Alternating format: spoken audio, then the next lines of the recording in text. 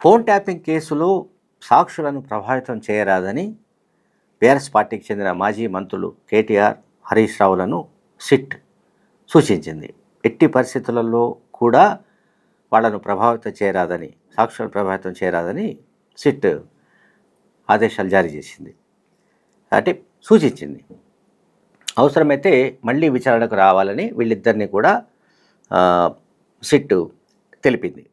అంటే మరోసారి బహుశా మాజీ మంత్రి హరీష్ రావు అట్లాగే కేటీఆర్ కూడా విచారణకు హాజరయ్యే అవకాశాలు కనిపిస్తున్నాయి. దర్యాప్తు పూర్తి చట్టబద్ధంగా నిష్పక్షపాతంగా జరుగుతున్నట్లుగా సిట్కు సారథ్యం వహిస్తున్న పోలీస్ కమిషనర్ సజ్జనార్ ఒక ప్రకటనలో తెలియజేశారు.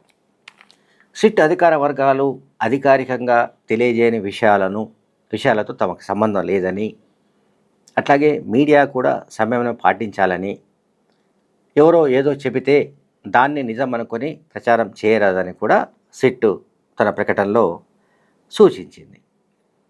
సో ఇక ఈ ఫోన్ ట్యాపింగ్ సంబంధించిన వ్యవహారం అయితే ఇంకా కొనసాగే అవకాశాలు కనిపిస్తున్నాయి. ఇంకా ఎంతకాలం జరుపుతారు అని ఈ మధ్యకాలంలో సుప్రీంకోర్టు అక్షింతలు వేసింది రాష్ట్ర ప్రభుత్వానికి. బట్ ఇక్కడ ఇష్యూ ఏంటంటే, ఈ కేసులో ప్రధాన నిందితుడైన స్పెషల్ ఇంటెలిజెన్స్ బ్యూరో, అంటే మావోయిస్టు పార్టీల కదలికలను కనుగొనాల్సిన, మావోయిస్టు పార్టీని అణిచివేయవలసిన విభాగం అధికారిగా పనిచేసిన ప్రభాకర్ రావు ఈ కేసులో ప్రధాన నిందితుడు. ఆయన కాంగ్రెస్ అధికారంలోకి వచ్చి రాగానే అమెరికాకు ఉడాయించాడు. ఆయనను పట్టుకురావడానికి 1 year పట్టింది. అంటే ఇప్పుడు సీరియస్గా కేసు నడుస్తుంది గడిచిన కొన్ని నెలలుగా అని మాత్రమే మనం చెప్పగలగాలి. కేసు విచారణ ప్రారంభించింది 2024 మార్చిలో కావచ్చు. కానీ ఇక్కడ మనం గమనించాల్సింది, చాలామందికి అర్థం కావాల్సింది ఏంటంటే, ఈ కేసులో ప్రధాన నిందితుడైన ప్రభాకర్ రావు దాదాపు ఆయనను పట్టుకురావడానికి, ఆయన హైదరాబాద్కు రావడానికి సంవత్సర కాలానికి పైగా పట్టింది. ఆయన రకరకాల కారణాలు చెప్తూ, అనారోగ్య కారణాలతో కొన్ని సందర్భాల్లో చెబుతూ, ఇంకేదో సాకులు చెబుతూ ఆయన అమెరికాలోనే ఉండడానికి ఆయన ప్రయత్నించాడు. సరే, కేంద్ర ప్రభుత్వం జోక్యం చేసుకోవడం, అమెరికాతో మాట్లాడడం చేయడం ఇవన్నీ జరిగాయి. ఆయన వచ్చాడు, ఓకే, విచారణలో పాల్గొంటున్నాడు. సరైన సమాధానం చెప్పని కారణంగా సిట్ మళ్ళీ సుప్రీంకోర్టును ఆశ్రయించింది.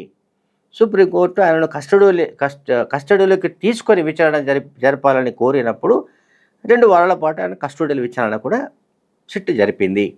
అయినా కూడా వాళ్ళకి కావాల్సిన సమాచారం ఏది రాలేదు. ఇప్పుడు కావాల్సిన సమాచారం ఏంటంటే 2 విషయాలు మనకు తెలియాలి. ఒకటి, అసలు ఈ ఫోన్ ట్యాపింగ్కు సంబంధించిన డేటాను ఎవరు ధ్వంసం చేశారు. ఇప్పుడు ఏది మన కాంగ్రెస్ బీఆర్ఎస్ పార్టీ ఓడిపోతోంది, కాంగ్రెస్ అధికారంలోకి రాబోతుందన్న ఫలితాలు వెలువడుతున్న సమయంలో, ఫలితాల సరళిని బట్టి అంచనా వేస్తున్న సమయంలోనే ఈ డేటా ధ్వంసం జరిగింది. డేటా అనేది మోర్ ఇంపార్టెంట్. డేటాలో మొత్తం సర్వస్వం ఉంది. ఆ డేటాను ఎన్నికల ఫలితాలు వెలువడిన వెంటనే ఎస్ఐబి ఆఫీస్, అంటే ఇక్కడ మన బేగంపేటలో ఉంటుంది, బేగంపేటలోని ఎస్ఐబి ఆఫీస్లో హార్డ్ డిస్కులు డేటాను ధ్వంసం చేశారు. సో ఎందుకు ధ్వంసం చేశారు, ధ్వంసం చేయమని ఎవరు ఆదేశించారు అని దానికి సంబంధించిన జవాబు రావడం లేదు. రెండోది, ఈ ఫోన్ ట్యాపింగ్ చేయాలి, ఫలానా వ్యక్తులది చేయాలి, ఫలానా ప్రత్యర్థులది చేయాలి అని దానికి సంబంధించిన డైరెక్షన్ ఎవరిచ్చారు, ఎవరు ఆదేశించారు. ఇప్పుడు కేటీఆర్ విచారణ వెళ్ళడానికి ముందు, విచారణ ముగిసి బయటకు వచ్చిన తర్వాత 2 సందర్భాల్లో కూడా మీడియాతో మాట్లాడాడు. కానీ ఆయన ఫోన్ ట్యాపింగ్ కేసుకు సంబంధించిన ఇన్సైడ్ విషయాలు చెప్పకుండా, అంటే ఫోన్ ట్యాపింగ్ కేసులో తనను ఏమడిగారు అనేది చెప్పకుండా, తానే ఎదురు ప్రశ్నలు వేశారని, వాళ్ళు కంగారు పడ్డారని, ఉక్కిరిబిక్కిరారని, చాలా సందర్భాల్లో బిందెల కొద్దీ కుండల కొద్దీ నీళ్లు తెప్పించుకొని తాగారని ఆయన అనుచరులు మాట్లాడుతున్నారు. సరే, ఇదంతా బాగానే ఉంది. బట్ ఇక్కడ దాదాపు 5, 6 సెంటర్లలో అప్పట్లో ఇది 2023 అసెంబ్లీ ఎలక్షన్స్‌కు ముందు దాదాపు 5, 6 సెంటర్స్‌లో ఈ ఫోన్ ట్యాపింగ్ సెంటర్స్ పెట్టారు.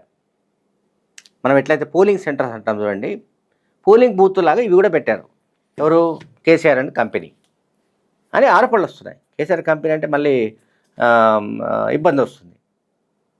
బీఆర్ఎస్ హయాంలో కొంతమంది వ్యక్తులు ఆ సమయంలో ఎవరు ఆదేశాలు జారీ చేశారు, ఎవరి ద్వారా ఆదేశాలు అందాయి అనేది అంటే మోడస్ ఆపరండి ఎట్లా జరిగింది అనేది ఒక మెథడాలజీ.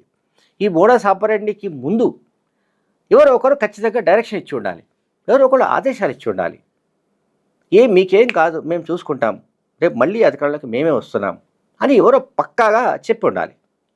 అదర్వైజ్ పోలీస్ అధికారులు ఎవరు ఇటువంటి ఘోరానికి నేరానికి పాల్పడరు.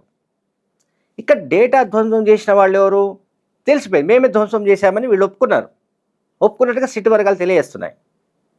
ఇప్పుడు ప్రణీత్ రావు, రాధాకిషన్ రావు, తిరుపతన్న, భుజంగరావు, ఇంకోరు XYZ వీళ్ళు ఎవరైతే నిందితులు ఉన్నారో వీళ్ళ వాంగ్మూలంలో ఆ విషయం ఉంది. మేము ఈ ఫలితాలు వస్తున్న సమయంలోనే SIB ఆఫీస్లో డేటాను ధ్వంసం చేసినట్టుగా తెలియజేశారు. అట్లాగే మరికొన్ని సెంటర్స్ ఏవైతే ఉన్నాయో ఒక న్యూస్ ఛానల్ ఆఫీస్లో కూడా ఒక సెంటర్ ఏర్పాటు చేశారు. ఇది ఫోన్ ట్యాపింగ్ బూత్. ఈ ఫోన్ ట్యాపింగ్ బూత్లో నుంచి డేటాను ఎవరు ధ్వంసం చేశారు, అట్లాగే ఇంకొక చోట పెట్టారు.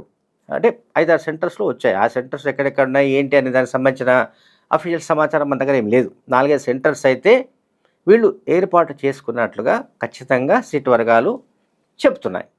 ఆ మేరకు కొన్ని విషయాలు వీళ్ళ ద్వారా వచ్చాయి, సమాచారం వచ్చింది. వీళ్ళు క్లియర్గా చెప్తున్నారు, మేము డేటా ధ్వంసం చేశాము, మేము లేకుంటే కొన్ని డివైజెస్ తీసుకెళ్ళి మేము వికారాబాద్ అవతల కూడా పారేసాము, మూసిలో పారేసామని కూడా అప్పట్లో చెప్పినట్లు కొన్ని వార్తలు వచ్చాయి. సరే, ఎక్కడ పారేశారు, ఎట్లా ధ్వంసం చేశారు ఏంటి అనేది ఒక యాంగిల్ రావాలి, బయటకు రావాలి. అట్లాగే ఇది పొలిటికల్లీ మోటివేటెడ్ కేసు. ఇది ఆషామాషిగా ఏదో వీళ్ళు అంటే బీఆర్ఎస్ పార్టీ నాయకులు మాట్లాడుతున్నట్టుగా జరిగిన వ్యవహారం ఏది కాదు. ఎందుకంటే కేసీఆర్ను హ్యాట్రిక్ కావాలి, కేసీఆర్ మళ్ళీ గెలవాలి, కేసీఆర్ మళ్ళీ రావాలి, కేసీఆర్ మళ్ళీ ముఖ్యమంత్రి కావాలనే ఉద్దేశంతో ఆయన ముఖ్యమంత్రి కావాలంటే ప్రతిపక్షాలను పూర్తిగా అణిచిపారేయాలి, ప్రతిపక్షాలకు నిధులు అందకూడదు అనే కాన్సెప్ట్తోనే ఈ మొత్తం ఈ ఆపరేషన్ జరిగింది. ఆపరేషన్ టెలిఫోన్ ట్యాపింగ్ జరిగింది. దీన్ని వీళ్ళు కొంతమంది ధృవీకరించారు. మేము కేసీఆర్ను మళ్ళీ ముఖ్యమంత్రిగా చూడడం కోసమే, ఆయన కళ్ళలో ఆనందం చూడడం కోసమే మేము ఫోన్ ట్యాపింగ్ చేశాము, మేము చేసినందుకు మాకు ఈ రకంగా ఏదో సంథింగ్ మాకు ఏదో దొరికిందనో లేకుంటే మేమే సంపాదించుకున్నామనో చెప్పారు. ఎందుకంటే లేకపోతే జ్యువెలరీ షాప్స్కు ఎందుకు చేస్తారు, రియల్ ఎస్టేట్ వాళ్ళకి ఎందుకు చేస్తారు, ప్రత్యర్థులకు చేయమని చెప్పారండి. ఇప్పుడు మీరు సూది మన పోయేంత దారి ఇచ్చినప్పుడు మన మేధావులు దబ్బడం పెట్టచ్చు, లేకుంటే కాలు కూడా పెట్టచ్చు సందు ఇస్తే. సో ఆ రకంగానే సిట్ వాళ్ళు దీన్ని అడ్వాంటేజ్ తీసుకుని ఉండాలి. సిట్లో పనిచేసిన వాళ్ళు ఎవరైతే ఉన్నారో సారీ సిట్ కాదు, ఇది మన ఫోన్ ట్యాపింగ్ నిందితులు ఎవరైతే ఉన్నారో ఈ నిందితులు ఈ పనులన్నీ చేసి ఉండాలి.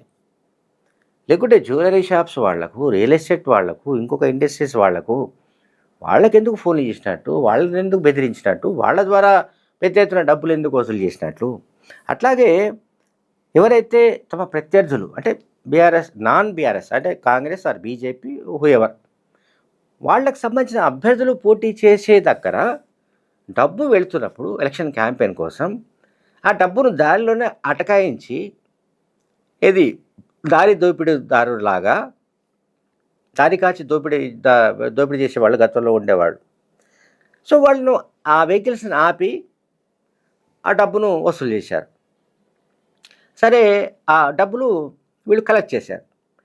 డబ్బు కలెక్ట్ చేసిన విషయం మరి అంటే డబ్బు కలెక్ట్ చేసింది కోర్టులో జమ చేశారా లేదా, డిపాజిట్ చేశారా లేదా అని దానికి సంబంధించిన సమాచారం కూడా మరి ఇక పూర్తిగా లేదు. ఈ దర్యాప్తు పూర్తయిన తర్వాత చాలా విషయాలు బయటకు వచ్చే అవకాశం ఉంది. బట్ వీళ్ళు చెప్తున్నంతగా ఎవరు బీఆర్ఎస్ పార్టీ నాయకులు చెప్తున్నట్టుగా ఇదేదో టైంపాస్ విచారణ, ఇదొక డొల్ల కేసు, ఇదొక లొటపీస్ కేసు.